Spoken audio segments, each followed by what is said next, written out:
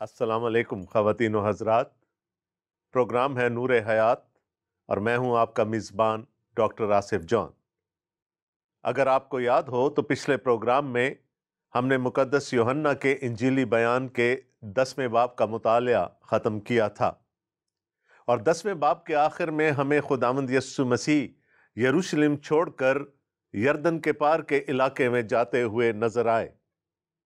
आपको याद होगा कि 10वें बाब में इस बात का जिक्र था कि खुदावंद यीशु मसीह अपने शागिर्दों के साथ ईद तजदीद मनाने के लिए यरूशलेम में आए थे, लेकिन वहां पर उनको तीसरी बार संसार करने की कोशिश की गई और इल्ज़ाम था कि यह शख्स अपने आप को खुदा के बराबर गर्दानता है। इस बात पर हम बारहा बहस कर चुके हैं कि खुदावंद यीशु मसीह की ज़मीनी खिदमत के इस मकाम तक आते आते उनके लिए यहूदियों की मजहबी इस्टेब्लिशमेंट की मुखालफत अपनी इंतहा को पहुंच चुकी है। वो यीशु को मार डालना चाहते हैं।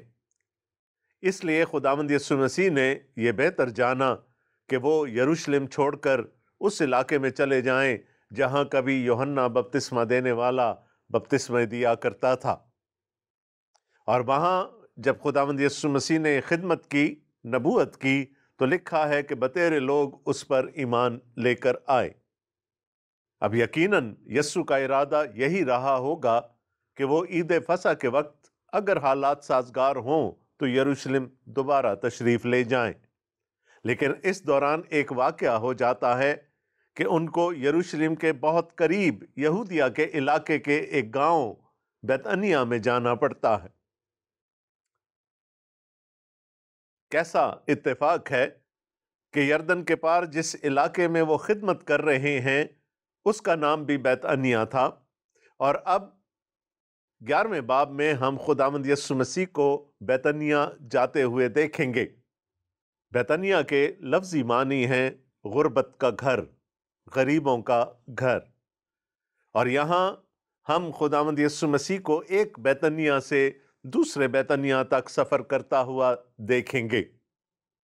11वें बाब में हमें खुदावंद यीशु मसीह का एक और मौजज़ा नजर आएगा और वो मौजज़ा इस पूरे बाब पर मुहित है।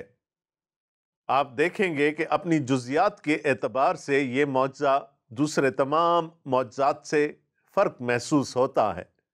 और वो फ़र्क यूं है कि यूहन्ना इस मौजज़े को बहुत ज़्यादा तफसील में बयान करते हैं।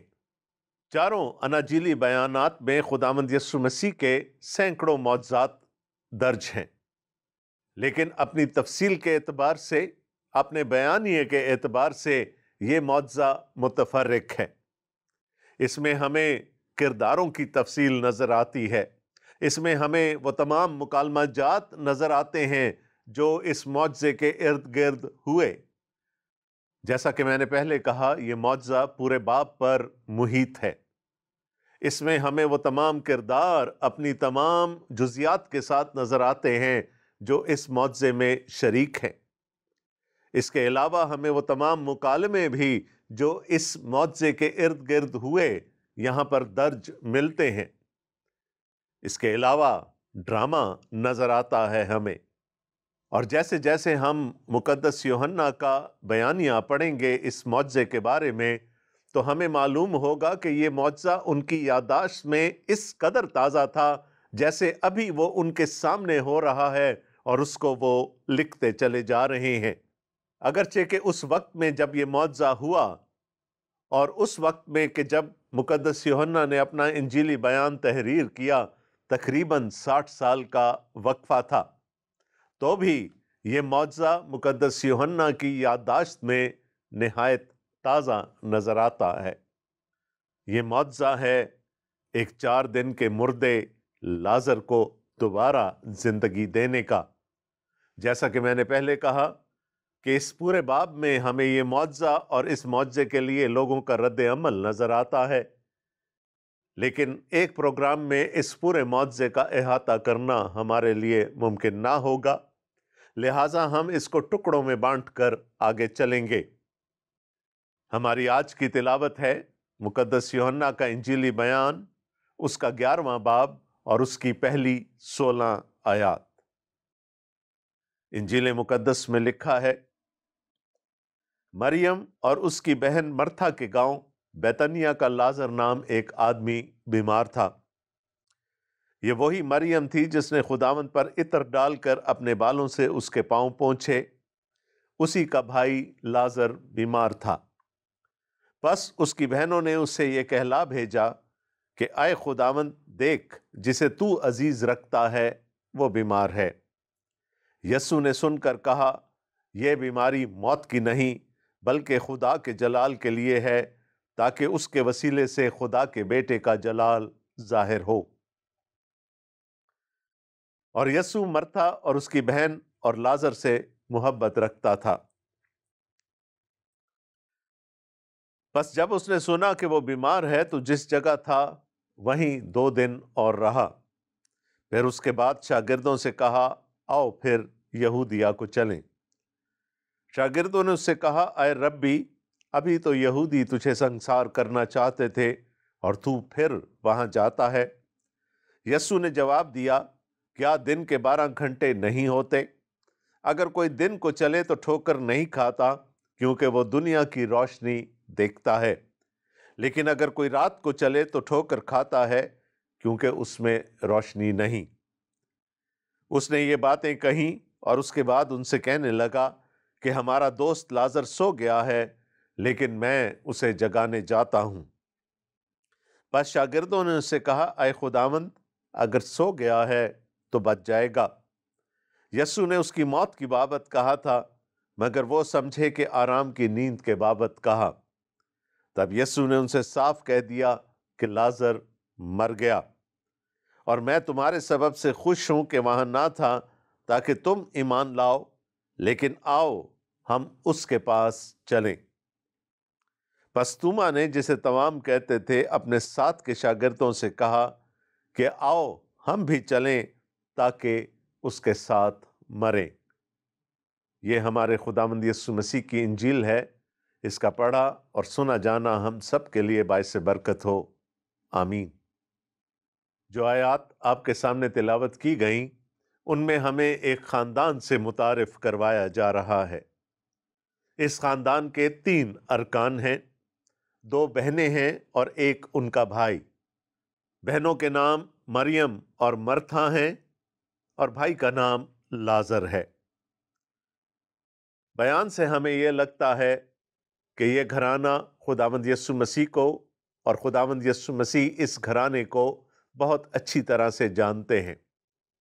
अनाजीली बयानात से हमें यह भी मालूम है कि जब कभी भी खुदावंद यीशु मसीह अपने शागिर्दों के साथ यरूशलेम में कोई ईद मनाने आते थे, तो वो दिन में तो यरूशलेम में रहा करते थे, लेकिन रात गुजारने के लिए वो बैतअनिया में आ जाते थे। और गालिब इम्कान ये है कि वो उसी घर में क़याम करते थे जो इन 2 बहनों और एक भाई का था।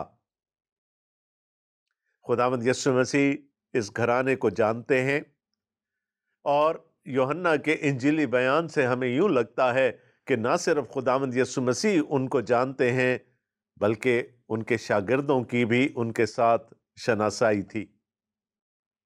ये घराना वो है जिसके बारे में लिखा है कि खुदावंद यीशु मसीह इनसे मोहब्बत करते थे। दूसरे अनाजीली बयानात में भी इस घराने का जिक्र हमें मिलता है। एक मकाम पर जब खुदावंद यीशु मसीह इस घर में बैठे थे, तो मरियम तो खुदावंद यीशु मसीह के कदमों में बैठकर उनसे तालीम ले रही थी, लेकिन मर्था बावर्ची खाने में खुदावंद यीशु मसीह के लिए और उनके शागिर्दों के लिए खाना बनाने में मसरूफ़ थी। और उसने खुदावंद यीशु मसीह से गिला किया कि मेरी बहन मेरी मदद नहीं कर रही।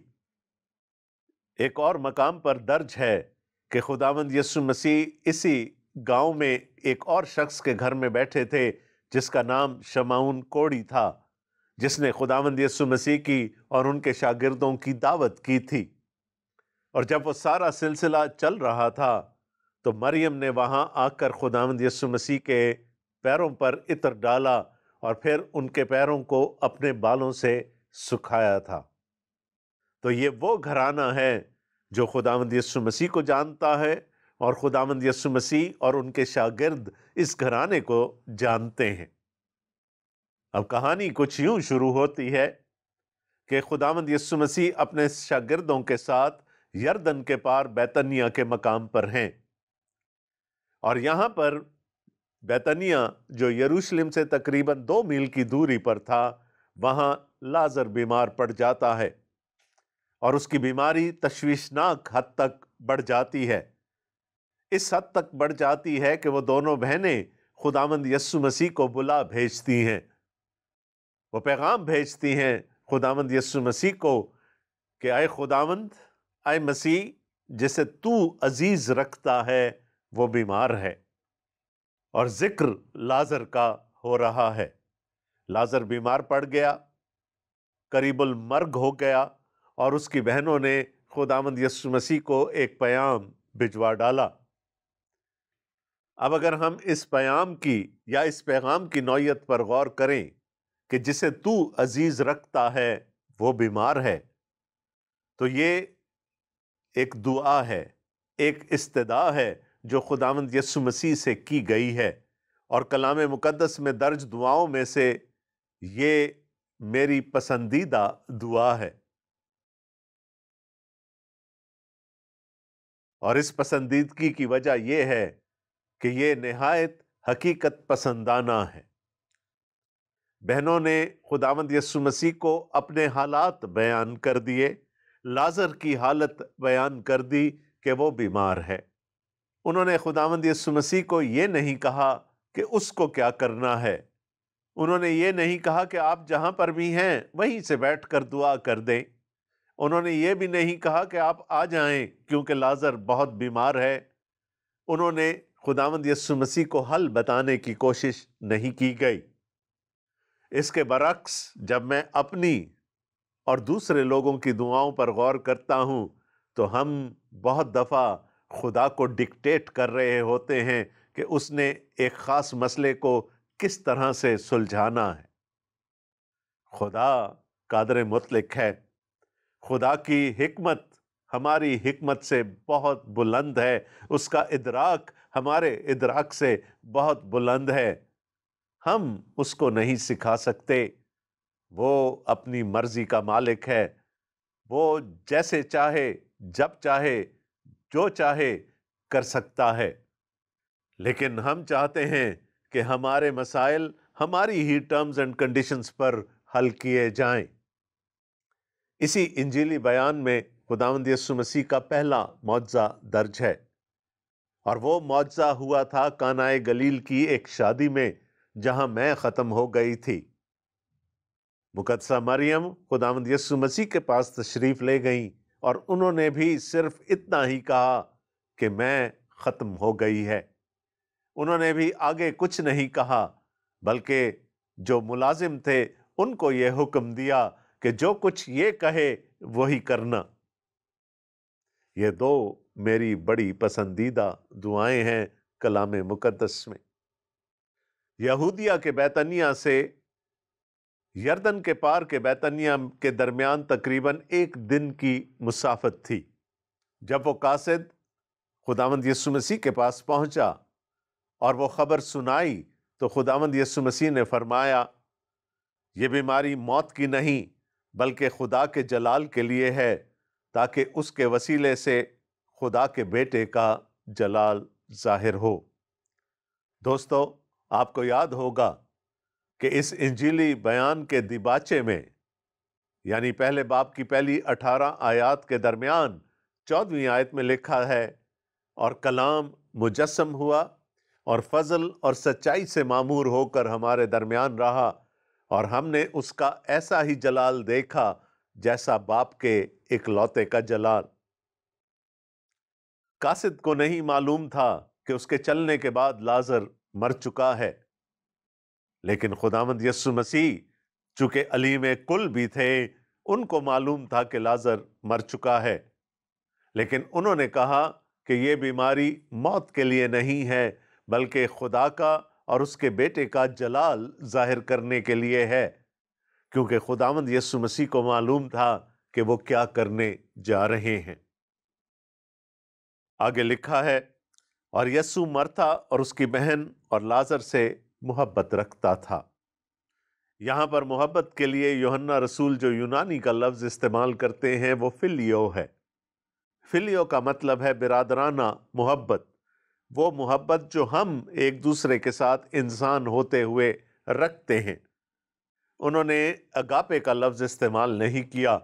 اگاپے خدا کی محبت ہے، وہ خداوند یسوع مسیح ہر انسان سے رکھتے ہیں، لیکن یہاں یہ گھرانہ ان کو بہت عزیز ہے، یہ گھرانہ ان کے بہت قریب ہے، خداوند یسوع مسیح ان سے محبت رکھتے ہیں۔ لیکن شاید آپ کے ذہنوں میں یہ سوال ابھرے کہ یہ کیسی محبت ہے کہ بیماری کا سنا اور پھر موت کا علم بھی ہے اور پھر 2 دن توقف کیا؟ کیونکہ آگے لکھا ہے کہ خداوند یسوع مسیح یہ خبر سن کر اسی مقام پر 2 دن اور رہے جس مقام پر وہ تھے۔ وہ ایک دم سے نہیں نکل پڑے یا اگلے دن نہیں نکلے، بلکہ یہاں لکھا ہے کہ انہوں نے 2 دن توقف کیا۔ دوستو، بہت دفعہ ہم دعا کرتے ہیں، ہم استدعا کرتے ہیں اور خدا توقف کرتا ہے۔ ہماری ہر دعا کا جواب ہمیں فوراً نہیں ملا کرتا۔ میں پھر یہی کہوں گا، وہ قادر مطلق ہے، اس کی حکمت ہماری حکمت سے بہت بلند ہے، اس کا ادراک ہمارے ادراک سے بہت بلند ہے، اس کو معلوم ہے کہ کس وقت کیا کرنا ہے۔ خداوند یسوع مسیح نے توقف کیا، 2 دن کا توقف کیا اور وہ نہیں گئے۔ خود سوچیں ان 2 بہنوں پر کیا گزر رہی ہوگی جن کا بھائی مر چکا ہے۔ ان کو یہ امید ضرور ہوگی کہ لازر کی بیماری کا سن کر خداوند یسوع مسیح فوراً ان کے پاس پہنچنے کی کوشش کریں گے، لیکن خداوند یسوع مسیح نہیں آئے۔ 2 دن کے بعد خداوند یسوع مسیح نے اپنے شاگردوں سے کہا، آؤ ہم پھر سے یہودیہ کو چلیں۔ شاگردوں پر تو گویا خداوند یسوع مسیح کا یہ حکم بجلی بن کر گرا اور وہ چلا اٹھے کہ ابھی تو یہودی تجھے وہاں سنسار کرنا چاہتے تھے اور تو پھر مرنے کے لیے وہاں جانا چاہتا ہے۔ خداوند یسوع مسیح کا جواب غور طلب ہے۔ یسوع نے جواب دیا، کیا دن کے 12 گھنٹے نہیں ہوتے؟ اگر کوئی دن کو چلے تو ٹھوکر نہیں کھاتا، کیونکہ وہ دنیا کی روشنی دیکھتا ہے، لیکن اگر کوئی رات کو چلے تو ٹھوکر کھاتا ہے، کیونکہ اس میں روشنی نہیں۔ اس نے یہ باتیں کہیں اور اس کے بعد ان سے کہنے لگا کہ ہمارا دوست لازر سو گیا ہے، لیکن میں اسے جگانے جاتا ہوں۔ خداوند یسوع مسیح کی اس بات کے کیا معنی تھے کہ جو دن کی روشنی میں چلتا ہے وہ ٹھوکر نہیں کھاتا؟ خداوند یسوع مسیح بار بار اس انجیلی بیان میں اور دوسرے اناجیلی بیانات میں بھی یہ کہتے آئے تھے کہ ابھی میرا وقت نہیں آیا، ابھی وہ گھڑی نہیں آئی کہ مجھ پر ہاتھ ڈالا جا سکے، مجھے مار ڈالا جا سکے۔ خداوند یسوع مسیح یہ کہنا چاہ رہے ہیں کہ میں دنیا کا نور ہوں، اور جب تک یہ نور اس دنیا میں رہے گا اور جب تک وہ وقت نہیں آتا کہ یہ نور اس دنیا سے چلا جائے، کوئی میرا بال بھی بیکا نہیں کر سکتا۔ خداوند یسوع مسیح، جیسے میں نے پہلے بھی کہا، علیم کل ہیں، ان کو معلوم ہے کہ کس گھڑی کیا ہونے والا ہے۔ ان کو یہ بھی علم ہے کہ اس دفعہ ان کا یہودیہ جانا خطرے سے خالی ہے۔ انہوں نے کہا، اگر ہم دن کی روشنی میں رہیں، اگر ہم نور میں رہیں، اور جب تک یہ نور تمہارے پاس ہے، نہ اس نور کو کوئی خطرہ ہے اور نہ تمہیں کوئی خطرہ ہے۔ خداوند یسوع مسیح کے شاگرد ان سے محبت رکھتے تھے، وہ انہیں کسی خطرے میں ڈلتا ہوا نہیں دیکھ سکتے تھے، اس لیے انہوں نے استدعا کی کہ وہاں نہ جایا جا سکے۔ اس کے بعد خداوند یسوع مسیح نے فرمایا کہ ہمارا دوست لازر سو گیا ہے۔ خداوند یسوع مسیح نے تو اس کی موت کا ذکر کیا، لیکن شاگرد اس بات کو نہیں سمجھے۔ وہ سمجھے کہ شاید وہ سو رہا ہے۔ اس کے بعد خداوند یسوع مسیح نے یہ فرمایا کہ ہمارا دوست لازر سو گیا ہے اور میں اسے جگانے جاتا ہوں۔ خداوند یسوع مسیح نے اس کی موت کی بابت کہا تھا، لیکن شاگرد خداوند یسوع مسیح کی بات کو نہ سمجھ پائے۔ وہ سمجھے کہ شاید لازر آرام کی نیند سو رہا ہے، اور شاید انہوں نے یہ کہا بھی ہو خداوند یسوع مسیح کو کہ ایک بیمار کے لیے سونا، ایک بیمار کے لیے آرام کرنا بہتر ہے، تو اس کو آرام کرنے دیا جائے، اس کو جگانے کی کیا ضرورت ہے۔ لیکن پھر خداوند یسوع مسیح کو صریحاً بتانا پڑا کہ لازر مر گیا ہے، اور خداوند یسوع مسیح نے کہا، اور میں تمہارے سبب سے خوش ہوں کہ وہاں نہ تھا تاکہ تم ایمان لاؤ، لیکن آؤ ہم سب اس کے پاس چلیں۔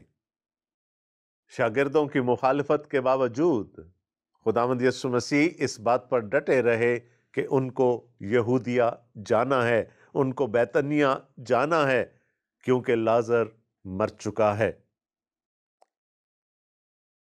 16ویں آیت میں لکھا ہے، پس توما نے، جسے تمام کہتے تھے، اپنے ساتھ کے شاگردوں سے کہا کہ آؤ ہم بھی چلیں تاکہ اس کے ساتھ مریں۔ توما خداوند یسوع مسیح کے شاگردوں میں سے وہ شاگرد تھے جن کو اکثر بڑے منفی انداز سے دیکھا جاتا ہے۔ ان کو شک کرنے والا توما کہا جاتا ہے، لیکن یہاں دیکھیں تو توما نے شک نہیں کیا۔ باقی شاگرد ابھی بہانے ڈھونڈ رہے ہیں یہ کہنے کے کہ نہ جایا جائے، لیکن توما نے کہا آؤ چلیں۔ استاد کو اکیلا نہیں چھوڑ سکتے، ربی کو اکیلا نہیں چھوڑ سکتے۔ وہ جہاں جانا چاہتا ہے ہمیں اس کے ساتھ جانا ہے، چاہے اس راستے پر ہماری موت ہی کیوں نہ لکھی ہو۔ آؤ ہم بھی اس کے ساتھ چلیں تاکہ اس کے ساتھ مریں۔ یہ توما کا ایک بڑا خوبصورت بیان ہے۔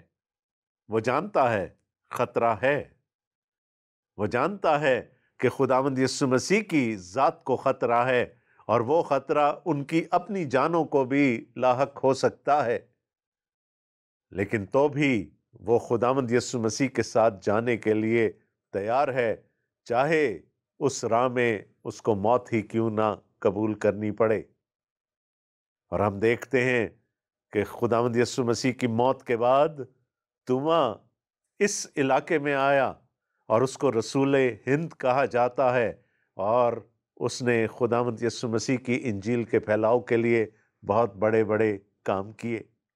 اب 2 دن توقف کرنے کے بعد خداوند یسوع مسیح بیتنیہ سے، یعنی یردن کے پار کے بیتنیہ سے چلے تاکہ وہ بیت لحم کے قریب بیتنیہ تشریف لے جا سکیں۔ یعنی جس دن پیغام بھیجا گیا اس دن لازر کی وفات ہو گئی۔ اس کے بعد خداوند یسوع مسیح اس علاقے میں 2 دن رہے، اور اب چوتھے دن، یعنی اس کی موت کے چوتھے دن وہ وہاں سے چلے ہیں۔ اور میں نے آپ کو پہلے بھی بتایا تھا کہ ان دونوں شہروں کے درمیان، ان دونوں قصبوں کے درمیان تقریباً 1 دن کی مسافت تھی، یعنی لازر کو مرے ہوئے 4 دن ہو چکے ہیں۔ خداوند کے کلام میں لکھا ہے، پس یسوع کو آ کر معلوم ہوا کہ اسے قبر میں رکھے 4 دن ہوئے۔ بیتنیہ یروشلم کے نزدیک قریباً 2 میل کے فاصلہ پر تھا، اور بہت سے یہودی مرتھا اور مریم کو ان کے بھائی کے بارے میں تسلی دینے آئے تھے۔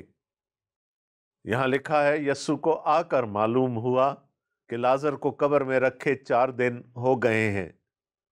یہ انسانی نقطہ نگاہ ہے۔ خداوند یسوع مسیح علیم کل ہیں، اومنیسینٹ ہیں، ان کو معلوم ہے کہ لازر مر چکا ہے اور اس کو مرے ہوئے کتنے دن ہو گئے ہیں۔ یہودی دستور کے مطابق مرنے والے کا سوگ تقریباً 4 ہفتے منایا جاتا تھا، لیکن پہلے ہفتے میں زیادہ شدت سے منایا جاتا تھا۔ دوست، رشتہ دار دوسرے گاؤں سے، دوسرے قصبوں سے दूसरे देहात से आते थे ताकि वो गमज़दा ख़ानदान को तसल्ली दे सकें। अक्सर वो एक हफ्ते के लिए उस ख़ानदान के साथ क़याम करते थे।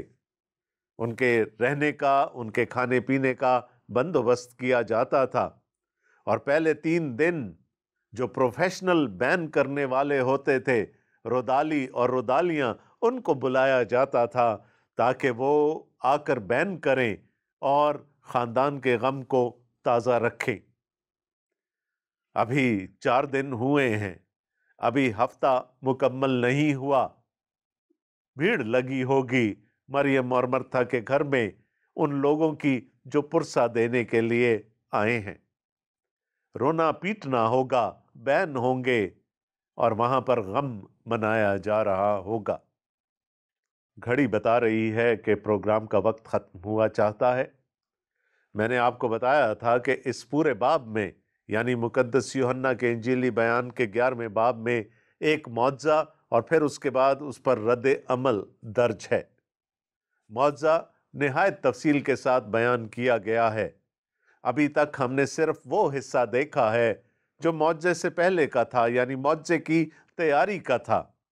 खुदावंद यीशु मसीह का उस घराने से दूर होना, फिर खुदावंद यीशु मसीह को पैगाम भिजवाया जाना, खुदावंद यीशु मसीह का तवक्कुफ करना और फिर 3 दिन के बाद वहाँ से सफ़र करके बैतनिया आना, ये सब इस मौजज़े की तैयारी थी।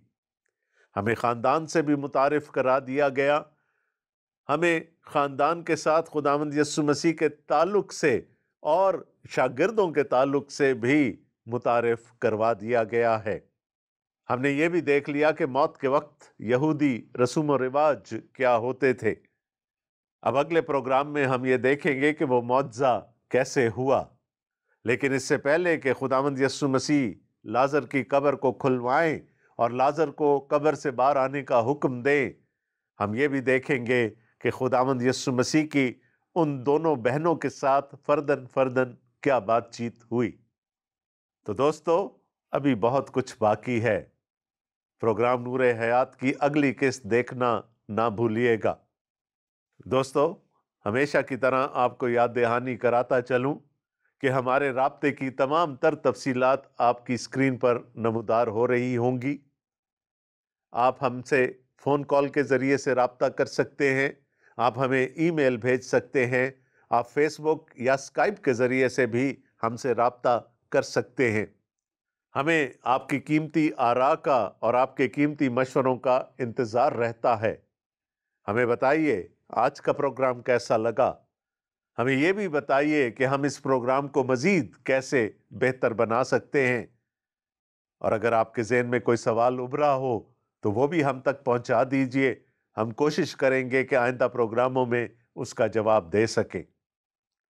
इसके अलावा दोस्तों, मेरी वो ऑफ़र हमेशा के लिए है, अगर आपको इंजील शरीफ का या बाइबल मुकद्दस का नुस्खा चाहिए तो अपना नाम और पता हम तक भिजवा दीजिए। हम कोशिश करेंगे कि इनको जल्द अज जल्द आप तक इरसाल कर दें। अब इस दुआ के साथ कि खुदा ताला मुझे और आपको अपने हिफ्ज़ व अमान में रखें, हमारे लिए आसानियां पैदा करें ताकि हम दूसरों के लिए आसानियां पैदा कर सकें। आमीन। आपका मेज़बान डॉक्टर आसिफ जॉन अगले प्रोग्राम तक के लिए आपसे इजाज़त चाहता है। खुदा हाफिज़।